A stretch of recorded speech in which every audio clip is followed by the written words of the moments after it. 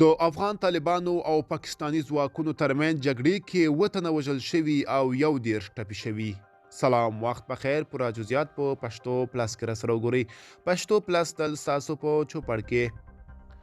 د پاکستان د بلوچستان وزیر اعلی میر عبدالقدوس د افغان طالبانو او پاکستاني سرحدي ځواکونو ترمنځ د نښتې له کبله اندېښنه ښودلې ده. په کندهار کې طالب چارواکو ویلي دي په دغې جګړې کې 10 طالبان ژوبل شوي او 1 شهید شوی دی.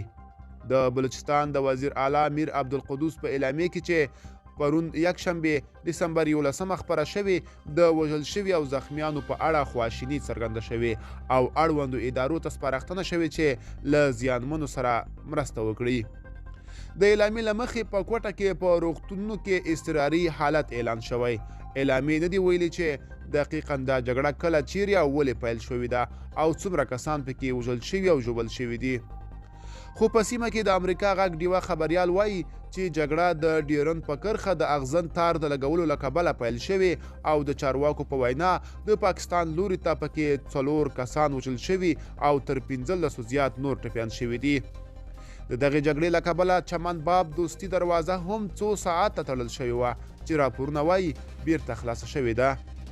راپورونه وایي چې جګړه په ځایي وخت شاوخوا 12 بجې پاک افغان بارډر باب دوستي تر ورڅیرمه کلي شیخ لالا محمد کې د اغزن تار په سر پیل شوه او بیا دواړو خواو په یو بل درنې وسلې هم کارولې دي.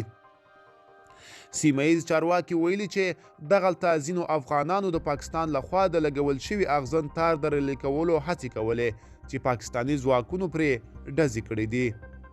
په چمن کې د یو ملکی روغتون مرستیال ډاکټر رشید اڅکزی ډیوه ته ویلي چې د دغې نښتې له کبله 15 مړي او تر 15 زیات زخمیان ورته انتقال شوي دي.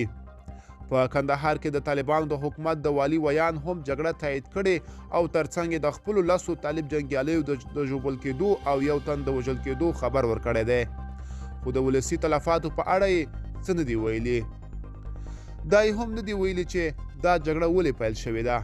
دا په داسې حال کې ده چې څو اونۍ مخکې یو وسلوال سړی همدلته په پاکستاني سرحدي ځواکونو ډزې وکړې او یو شمېر یې ووژل او ژوبل کړل. ملګرو، دا به زموږ چمتو شوی ویډیو. که تاسو هم د ویډیو په اړه څه نظر لرئ موږ سره کمنټ کې شریک کړئ. د لا ښکلې ویډیوګانو لپاره موږ سره پاتې شئ. تر بیا ښه وخت.